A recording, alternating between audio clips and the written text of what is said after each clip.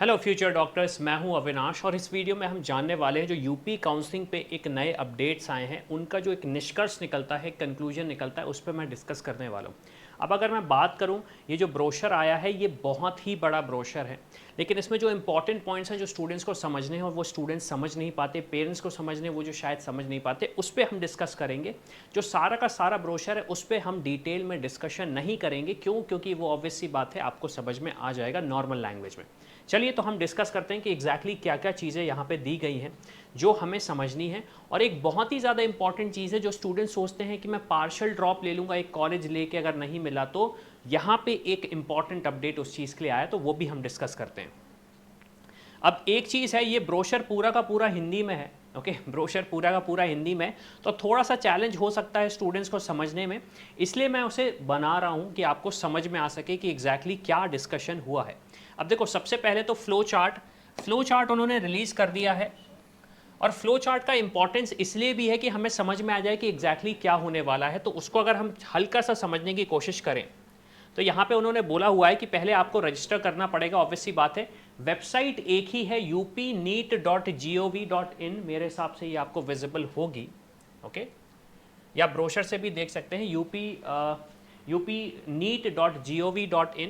Registration fees आपको deposit करना है, सिक्योरिटी मनी डिपॉजिट करना है। सिक्योरिटी मनी का बहुत बड़ा रोल आएगा पूरी काउंसलिंग में, इस पर भी हम डिस्कस करने वाले हैं एग्जैक्टली क्या उन्होंने बोला हुआ है। फिर आपका डॉक्यूमेंट वेरिफिकेशन ऑनलाइन होने वाला, ये एक इंपॉर्टेंट चीज़ है। मेरिट लिस्ट डिक्लेयर होगी। मेरिट लिस्ट क्या होती है, इस पर मैं एक सेपरेट वीडियो बनाऊंगा, क्योंकि काफ़ी सारे students as well as parents confuse हैं थोड़ा सा। फिर चॉइस फिलिंग होगी। चॉइस फिलिंग में एक सबसे इंपॉर्टेंट पॉइंट, आपको लॉकिंग करना पड़ेगा। अगर लॉकिंग नहीं करी तो आपकी चॉइसेस एक्सेप्ट ही नहीं होंगी ऑटोमेटिकली, तो ये भी चीज़ हमें समझनी पड़ेगी। और फिर ऑब्वियस ही बात है, रिजल्ट डिक्लेयर होगा, आपका अलॉटमेंट लेटर आएगा, आप एडमिशन लेंगे और आपका पूरा प्रोसेस खत्म हो जाएगा। लेकिन ये इतना सिंपल नहीं है, इस पे बहुत सारे रूल्स हैं जो हमें समझने पड़ेंगे। तो इस पे अब डिटेल में डिस्कशन करते हैं, क्या ऐसे इंपॉर्टेंट फैक्टर्स हैं, इंपॉर्टेंट पॉइंट्स हैं जिसको अगर आपने मिस किया तो हो सकता है आप डॉक्टर बनने का जो सपना है वो पूरा ना हो पाए। यहाँ पे अब मैंने कुछ पॉइंट्स को मार्क किया है, तो मैं उन्हें जल्दी जल्दी आपको बता देता हूँ, समझा देता हूँ कि एग्जैक्टली क्या बोलना चाह रहे हैं। सबसे इंपॉर्टेंट चीज़, रिजर्वेशन। जो रिजर्वेशन है यहाँ पे थोड़े से चेंजेस हैं अगर मैं बात करूँ तो। ओके, आप देख सकते हैं 21% का रिजर्वेशन, 0.2% का रिजर्वेशन, 27% का रिजर्वेशन, और आर्थिक रूप से कमज़ोर वर्ग के अभ्यर्थी 10% का रिजर्वेशन। तो ये जो फिगर है ये थोड़ा सा चेंज है कंपेयर टू दूसरी काउंसलिंग होती है। लेकिन यूपी में एक इंपॉर्टेंट चीज़ है जो स्टूडेंट्स नहीं देखते हैं, वो ये है कि आपके पास एक वर्टिकल रिजर्वेशन भी होता है उन स्टूडेंट्स के लिए जिनके पास स्पेशल कोटा होते हैं। मैं आपको एक्सप्लेन कर देता हूँ यहाँ पे क्या क्या है वो। यहाँ पे ये फ्रीडम फाइटर कोटा हो गया, जिसे हम FF बोलते हैं। ओके, फिर ये एक्स सर्विसमैन हो गया। एक्स सर्विसमैन का मतलब टेक्निकली डिफेंस कोटा हो गया। ये दिव्यांग का अगर हम बोलें तो PWD कोटा हो गया। एनसीसी कैंडिडेट, अब जो कैंडिडेट एनसीसी में पार्टिसिपेट किए हैं स्कूल में, कम से कम बी ग्रेड सहित सी सर्टिफिकेट अगर आपके पास है तो आपके पास एनसीसी कोटा भी है यूपी में। लेकिन वो सिर्फ और सिर्फ 1% का है, वो सिर्फ और सिर्फ 1% का। और ये भी समझना पड़ेगा कि ये जो क्या बोलते हैं रिजर्वेशन है, ये वर्टिकल रिजर्वेशन है। फिर उसके बाद महिला अभ्यर्थियों के लिए 20% का रिजर्वेशन है। महिला अभ्यर्थियों के लिए 20% का रिजर्वेशन है। तो ये सबसे इंपॉर्टेंट चीज़ ये हमें समझनी थी, तो मैंने डिस्कस किया। इसके बाद अगर हम दूसरे पॉइंट्स में आए तो यहाँ पे एक इंपॉर्टेंट चीज़ है जो उन्होंने मेंशन करी और स्टूडेंट्स मिस आउट कर जाते हैं, वो ये है कि जिनका EWS का सर्टिफिकेट है या जिनका OBC का सर्टिफिकेट है, भाई वो सर्टिफिकेट वैलिड होगा आपका 1 अप्रैल वाला। 1 अप्रैल 2024 में अगर वो सर्टिफिकेट बनाए, उसके बाद अगर बनाए तो वो वैलिड होगा, उसके पहले का पत्र मान्य नहीं होगा।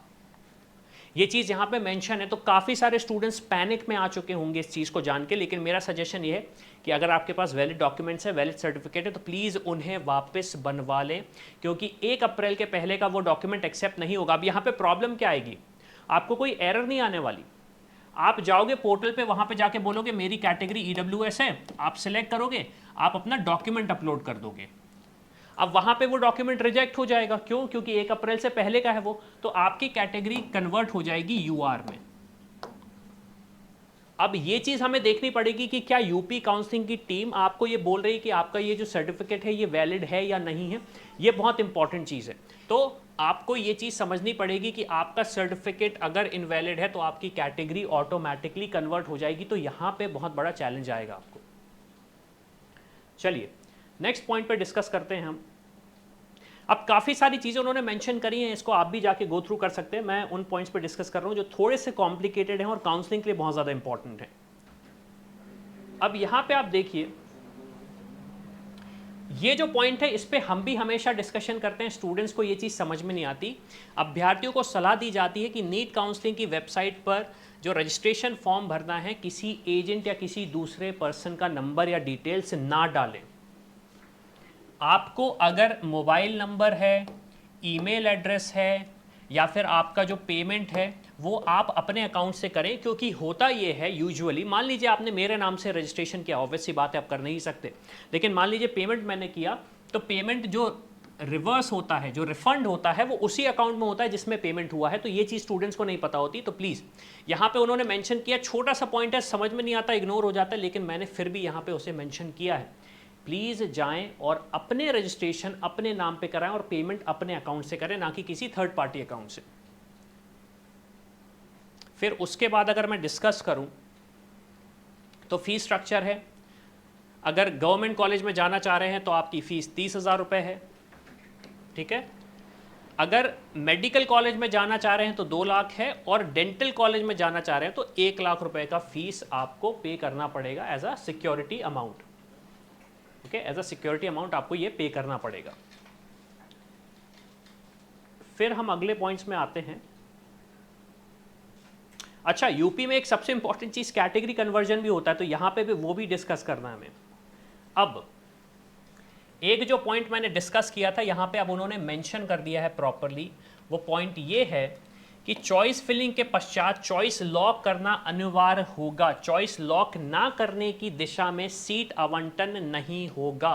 इसका मतलब यह है कि अगर आपने चॉइस फिलिंग कर दी, यूजुअली मैं आपको बताता हूं क्या होता है, दूसरी काउंसलिंग में आपने चॉइसेस लॉक कर दी, सॉरी चॉइस फिलिंग कर दी, आपने कहा कॉलेज ए, कॉलेज बी और कॉलेज सी को आपने टिक कर दिया और सेव एंड एग्जिट कर दिया, आपने चॉइसेस लॉक नहीं करी, तो उससे क्या होगा, आपकी वो चॉइसेस ऑटोमेटिकली लॉक हो जाती है और आपको उस बेसिस पे सीट्स मिलती है। यहाँ पे उन्होंने टोटली वो चीज़ बदल दी है, आपको चॉइसेस लॉक करनी पड़ेगी। लॉक नहीं करोगे कॉलेज नहीं मिलेगा। यहाँ पे स्पेसिफिकली उन्होंने बोला, अगेन इंपॉर्टेंट पॉइंट, बहुत छोटी तरीके से यहाँ पे मेंशन हुआ है। अब जो काउंसलिंग के रूल हैं जिसकी वजह से स्टूडेंट्स परेशान होते हैं, यहाँ पे हमें ये डिस्कस करना है कि जो काउंसलिंग के रूल आएंगे उसमें हमें क्या स्टेप्स लेने हैं, क्या सारी चीज़ें करनी है। क्यों? क्योंकि अगर गड़बड़ हुई तो यहीं से गड़बड़ होगी, आपका सिक्योरिटी डिपॉजिट चला जाएगा, आप डीबार भी हो सकते हो और हो सकता है आप अगले साल बैठ भी ना पाओ। तो अब इस सेगमेंट को अच्छे से समझो आप। सबसे पहले उन्होंने ये बोला है फर्स्ट राउंड की काउंसलिंग।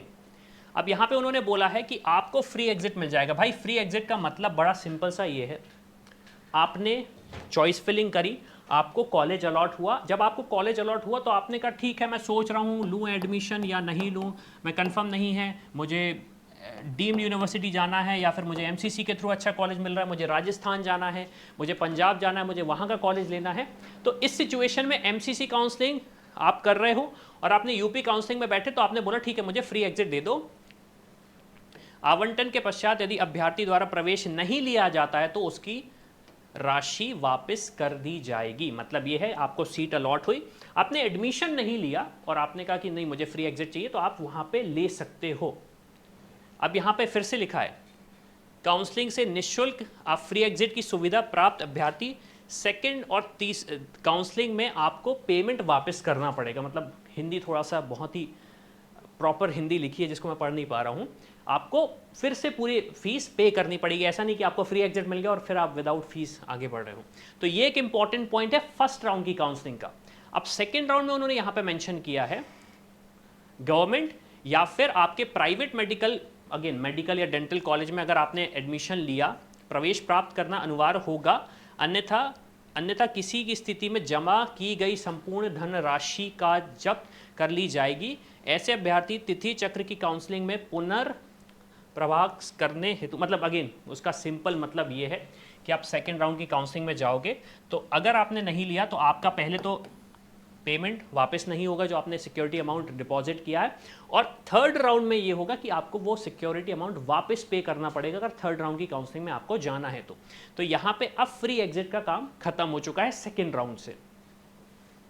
अब एक क्वेश्चन ये आता है स्टूडेंट्स का कि सर सेकेंड राउंड में मुझे कॉलेज अलॉट हो गया, मैं सेटिस्फाइड नहीं हूं, तो फिर इस पे अब हमें डिस्कशन करना है। इसके लिए मैं एक सेपरेट वीडियो भी बनाऊंगा कि आपको समझ में आए कि एग्जैक्टली हम क्या करेंगे। फिर हम तीसरे राउंड में आ जाते हैं। फिर again government private medical college में थर्ड राउंड की काउंसलिंग में सीट अभ्यर्थी प्रवेश प्राप्त मतलब एडमिशन लेना अनिवार्य होगा, अन्यथा उस स्थिति में आपका जो सिक्योरिटी डिपॉजिट है वो वापस मतलब उसे फॉरफिट हो जाएगा, वो आपको वापस नहीं मिलेगा थर्ड राउंड की काउंसलिंग में। अब यहाँ पे उन्होंने मेंशन किया है एक पॉइंट थर्ड राउंड का कि अगर आप प्राइवेट और डेंटल मेडिकल कॉलेज में प्रथम या द्वितीय चक्र की काउंसलिंग से प्रवेशित अभ्यर्थी यदि तृतीय चक्र की काउंसलिंग में पुनरावरण के पश्चात प्रवेश नहीं लेते, मतलब हमने फर्स्ट राउंड की काउंसलिंग करी, हमने सेकेंड राउंड की काउंसलिंग करी और फिर हम वापस थर्ड राउंड की काउंसलिंग में जा रहे हैं, तो आपका सिक्योरिटी अमाउंट वापस नहीं मिलेगा। आप देख रहे हो यहाँ पे उन्होंने प्रॉपरली मेंशन किया है कि अगर आप यहाँ की काउंसलिंग में बैठ रहे हो तो प्लीज मेक श्योर करें कि आप एडमिशन लें। प्राइवेट कॉलेज का उन्होंने बोला है कि 50% जब्त कर लिया जाएगा और गवर्नमेंट कॉलेज का उन्होंने बोला है कि पूरा जब्त कर लिया जाएगा। अब एक आता है कैटेगरी कन्वर्जन एल्गोरिथम, जो यूपी के स्टूडेंट्स को समझना बहुत ज़्यादा ज़रूरी है। ये डोमिसाइल स्टूडेंट्स के लिए है एप्लीकेबल, ये ऑल इंडिया स्टूडेंट्स के लिए एप्लीकेबल नहीं रहेगा।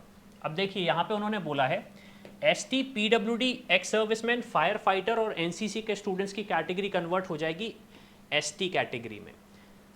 अब आप देख सकते हैं बाकी सारी कैटेगरीज का वहाँ पे उन्होंने डिटेल्स दिया है। ईडब्ल्यूएस देखिए, जैसे कि मैंने बोला था ईडब्ल्यूएस कैटेगरी कन्वर्ट हो रही है यूआर में, माइनॉरिटी कन्वर्ट हो रही है यूआर में, ओबीसी एससी कन्वर्ट हो रही है यूआर में। तो आप देख सकते हैं जो कैटेगरी का कन्वर्जन हो रहा है, लेकिन कैटेगरी का कन्वर्जन कब होगा?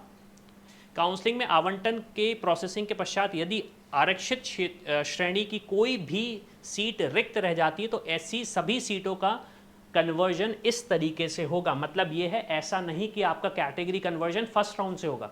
ये थर्ड राउंड के बाद अगर कोई सीट खाली रह जाती है जो कैटेगरी वाली, तो उनका कन्वर्जन फिर इस तरीके से होगा। अब एक और पॉइंट, स्ट्रे वैकेंसी राउंड में ऑल इंडिया काउंसलिंग के किसी भी चक्र माध्यम से प्रवेशित अभ्यर्थी नहीं पार्टिसिपेट कर पाएंगे। तो यूपी की जो स्ट्रे वैकेंसी राउंड होगा, मान लीजिए एमसीसी में आपको कॉलेज अलॉट हो गया तो आप फिर यहाँ पे पार्टिसिपेट नहीं कर पाओगे, आप यहाँ पे यूपी की काउंसलिंग में पार्टिसिपेट नहीं कर पाओगे। ये चीज़ बहुत ज़्यादा इंपॉर्टेंट है। मैक्सिमम स्टूडेंट्स यहीं पे परेशान होते हैं, चलिए हम नेक्स्ट पॉइंट की तरफ बढ़ते हैं। अब सबसे इंपॉर्टेंट पॉइंट, आप स्ट्रे वैकेंसी राउंड में गए और आपको एक कॉलेज अलॉट हो गया, बट आपने कहा नहीं, मुझे तो ये कॉलेज चाहिए ही नहीं है, मुझे तो मैं ड्रॉप ले रहा हूँ या फिर मैं दूसरे कॉलेज में जा रहा हूँ, मैं प्राइवेट कॉलेज जा रहा हूँ। तो आप यूपी नीट यूजी काउंसलिंग 2025-26 के लिए प्रतिबंधित कर दिए जाएंगे। मतलब ये है कि फिर आप पार्टिसिपेट नहीं कर पाओगे यूपी की काउंसलिंग में। अब ये क्या एमसीसी में भी होता है, ये चीज़ समझनी पड़ेगी, लेकिन एटलीस्ट यूपी ने तो बोल दिया हम आपको अपने यहाँ काउंसलिंग फर्दर करने नहीं देंगे 1 साल के लिए। मतलब फिर ये है कि आपको 26-27 की काउंसलिंग में बैठना पड़ेगा। अब हम आ जाते हैं कुछ और पॉइंट्स में जो कि इंपॉर्टेंट हैं। डॉक्यूमेंट्स क्या क्या रिक्वायर्ड रहेंगे? तो यार देखो, डॉक्यूमेंट्स में तो वही चीज़ है, आपका अलॉटमेंट लेटर आपको चाहिए पड़ेगा, प्रवेश पत्र मतलब एडमिट कार्ड चाहिए पड़ेगा, स्कोर कार्ड चाहिए पड़ेगा, आपकी 10-12 की मार्कशीट चाहिए पड़ेगी, आपका स्थायी निवासी प्रमाण पत्र चाहिए पड़ेगा जिसे हम डोमिसाइल सर्टिफिकेट बोलते हैं। अगर कोई आपके पास कैटेगरी सर्टिफिकेट है वो चाहिए पड़ेगा, आईडी प्रूफ चाहिए पड़ेगा। तो ये डॉक्यूमेंट्स आपको लगेंगे, तो इन डॉक्यूमेंट्स को आप रेडी करा लो। कैटेगरी सर्टिफिकेट जैसा कि यहाँ पे मेंशन है, ओबीसी और ईडब्ल्यूएस का अगर किसी स्टूडेंट ने मिस कर दिया है, ये आपका 1 अप्रैल 2024 के बाद का होना चाहिए, 1 अप्रैल 2024 के बाद का होना चाहिए, उसके पहले का एक्सेप्टेबल नहीं है। ऑफिशियली लिखा है यहाँ पे, ऑफिशियली लिखा है यहाँ पे। अब यहाँ पे बहुत और इन्फॉर्मेशन दी है, ये हमारे लिए अभी इतनी इंपॉर्टेंट नहीं है, इसलिए मैं इसे स्किप कर रहा हूँ।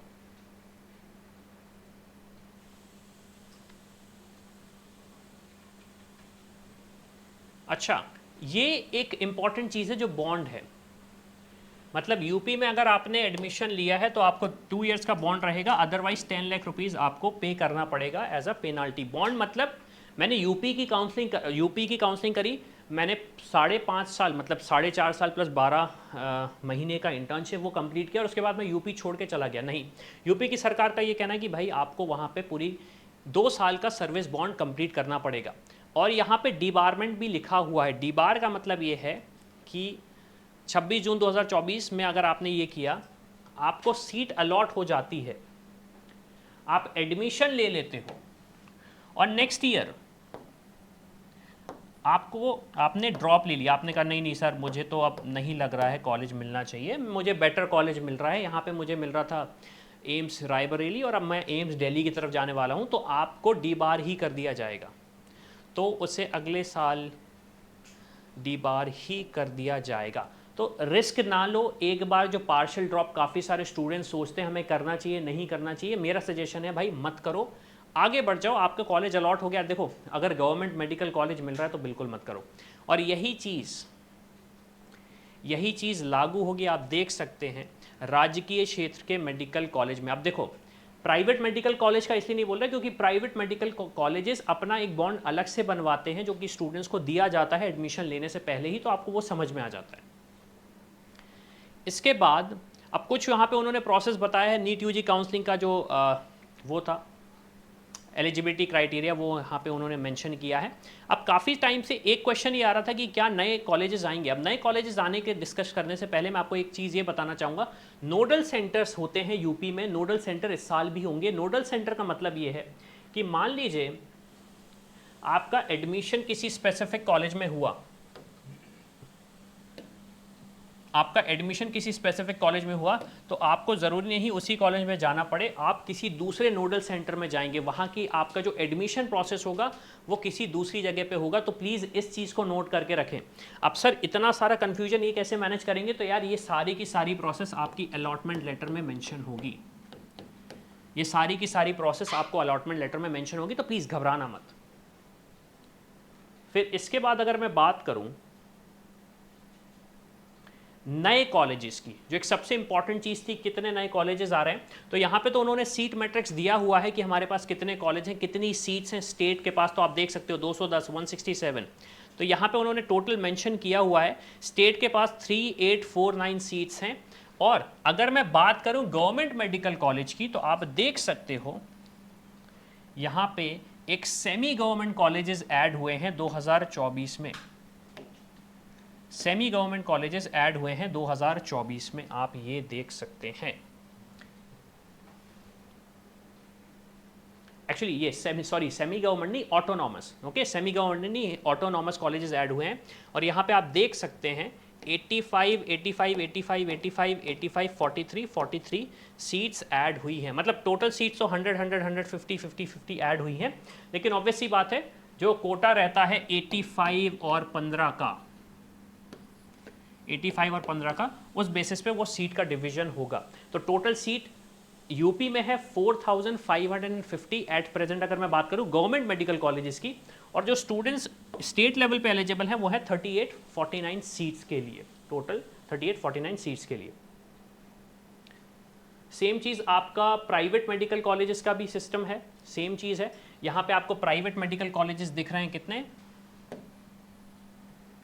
4 प्राइवेट मेडिकल कॉलेजेस हैं, ये वाला नहीं होगा, 50, 200,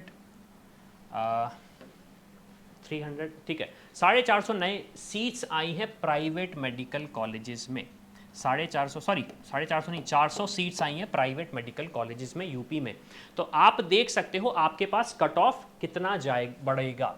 अब सबसे बड़ा क्वेश्चन ये आता है कि कट ऑफ क्या होने वाला है।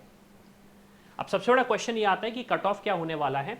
तो कट ऑफ में ज़्यादा इम्पैक्ट नहीं आएगा, मैं आपको अभी भी बता दूं। जो नए कॉलेज हैं उनमें यूजुअली स्टूडेंट्स नहीं लेते एडमिशन। तो अगर आप टॉप कॉलेजेस का एम कर रहे हो तो टॉप कॉलेजेस में आपको ज़्यादा फर्क नहीं पड़ेगा। फर्क उन स्टूडेंट्स को पड़ेगा जो बॉर्डर लाइन में थे, जिनको गवर्नमेंट मेडिकल कॉलेज नहीं मिल रहा था, अब वो एक गवर्नमेंट मेडिकल कॉलेज के लिए एलिजिबल हैं। या फिर फर्क उन स्टूडेंट्स को पड़ेगा जिन्हें प्राइवेट मेडिकल कॉलेज चाहिए था, सीट्स बच नहीं रही थी, बजट 70 से 80 लाख का मैनेज कर पा रहे थे। तो जो नए कॉलेजेस आए जिनमें नई सीट्स आई हैं 400 की, उसके लिए अब वो एलिजिबल हो जाएंगे। तो प्राइवेट कॉलेज के लिए तो आपका एप्लीकेशन ऑल ओवर इंडिया से रहेगा, लेकिन गवर्नमेंट मेडिकल कॉलेज के लिए जो कट ऑफ है वो आपका सिर्फ और सिर्फ यूपी स्टेट के लिए ही होगा। तो होपफुली सारी इन्फॉर्मेशन आपको यूपी के काउंसलिंग रिलेटेड मिल चुकी होगी। हम और भी वीडियोस बनाएंगे, डिटेल वीडियोस बनाएंगे सारी काउंसलिंग को लेके। सो प्लीज़ मेक श्योर कि आप चैनल को सब्सक्राइब कर लेना। तो इसी के साथ मैं हूं अविनाश, मेरा काम है रास्ता दिखाना, उस पर चल के डॉक्टर बनना आपका। I hope you like this video. For more such videos, keep watching our channel And do not forget to like, share and subscribe.